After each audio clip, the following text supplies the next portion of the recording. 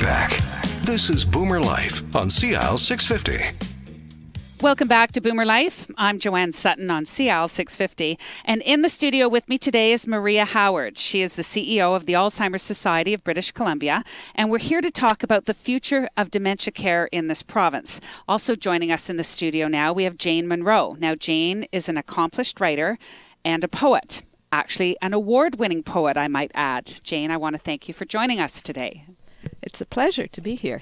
So tell us a little bit about yourself. And also, you've just recently won a prestigious award for your recent book titled Blue Sonoma. So tell us a little bit about yourself and a little bit about this award. Well, I've been a poet for I don't know how long, most of my life, but I've done everything else as well. I've raised children, I've worked full-time, I've taught. So the poetry didn't always have an opportunity to take a big chunk of my life. But I kept on. This is my 6th book of poetry, and I was writing it during the time that I was caregiver for my husband, who had dementia, and later was diagnosed with Alzheimer's and venous dementia. We were living on the west coast of Vancouver Island, the wild coast, where rain and fog from the Pacific blows into the rainforest, and it was an area that was very isolated. So I was the primary caregiver, for a long time the only caregiver, and didn't have a lot of access to other services.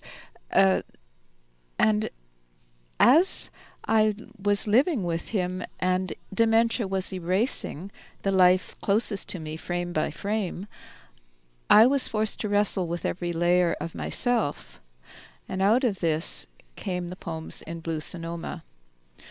Dementia became a metaphor for me. I began to see dementia in society, in society's forgetfulness. I saw it in the earth losing mind with the extinction of species. I saw it around me, not just in the personal relationship. And I think we live in a time of dementia, not just the tsunami of dementia hitting people we know, but also this whole forgetfulness and decline in the world around us. In the world, as a society. As a society. So your collection of poems in Blue Sonoma, and I'm really glad that you've brought the book with you today. Would that be right to describe it as your personal journey through dementia as the caregiver of your husband? A little bit of that? Yes, it reflects my wrestling with myself, with all the layers of myself, and the various emotions that I went through. At the beginning, when I started writing the poems in this book, I was having characteristic symptoms of grief. I was angry and frustrated and despairing, and it was not, I felt my life was over too. So you were grieving your husband before he was even gone. I was in a long process of grief. And this is something that I think is very characteristic of many caregivers, especially those who are spouses caring for the person who's closest to them. Absolutely. Tell me how you came up with the name for the book. Blue Sonoma. Well, it's not the county in California. Okay. It's not about wine. My husband drove a GMC pickup truck, and it was a Sonoma pickup truck, and his truck was blue. And the book begins with a poem about him totaling his blue truck. He slowly spun out on an icy bridge and rammed it into a guardrail and climbed out unbruised. And then it was 3 years with letters from the motor vehicle department before he relinquished his license. So there's more to that poem and that story, but anyway. It's a great story. So tell us a little bit about your husband and his character, and and your lives together when you got the diagnosis of Alzheimer's? Well, my husband was an intelligent and articulate alpha male. He did not like being dependent. He did not like being cared for. He wanted his life to go on the way he liked it, and he liked what he was used to, which was the beautiful house that we lived in this splendid isolation, and the kind of life that he was used to living. So he did not take gently to being a patient of Alzheimer's. And as I was listening to the story about the Alzheimer's village, I was thinking, if only someone could have persuaded him to go and move into such a village, that might have been great. But he was so obstreperous. You might think of a 2-year-old, but 4 times as big. He just automatically would go into defense and denial. So it was, it wasn't the kind of relationship that is often iconic in stories of Alzheimer's, where there's perhaps more amenable and agreeable character. He could be quite difficult. He didn't take the news well. He denied the news as much as possible.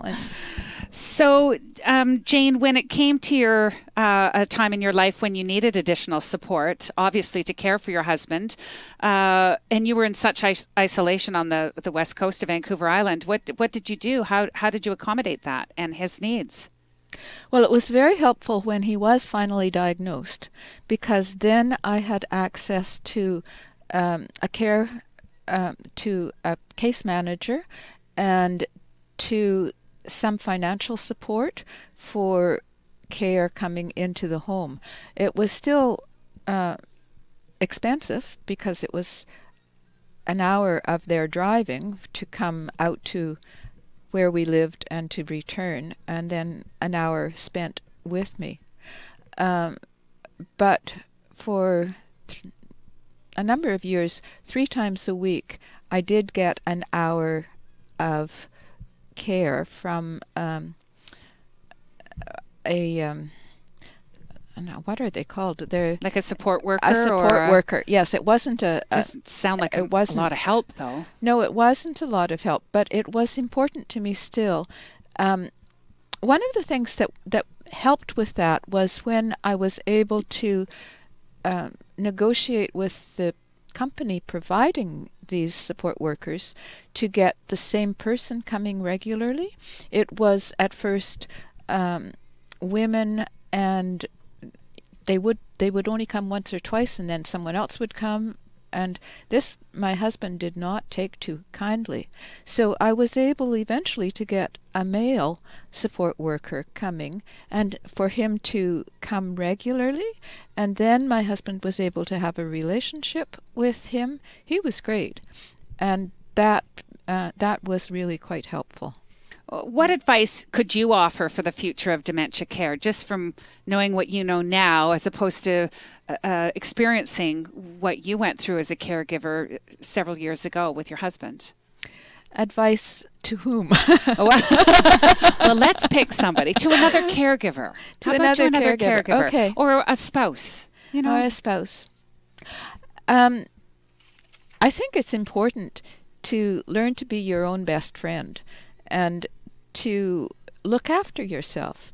Really, it's important to find that very difficult balance between caring for your spouse and caring for yourself, and to do whatever you need to do to feel healthy and a whole person. And that includes being able to give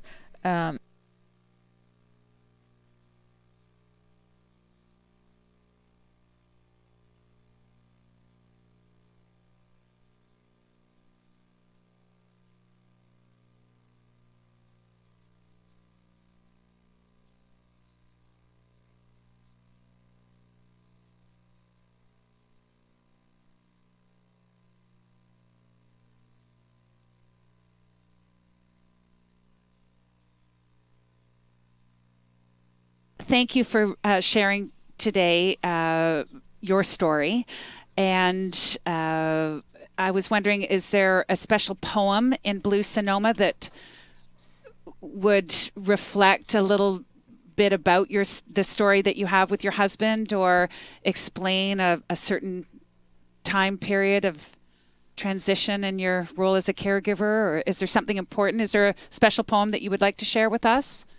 Well, I spoke a bit about the first poem in the book. I think what I will do is read some of the last poem in the book. Okay. It's called Valley of the Moon, and it starts on the drive to the Respite Hotel, the Goldberg Variations, a bridge to peace. And I should stop there and just explain that my husband hated the idea of moving out of the house and of going into respite, and I very much needed respite.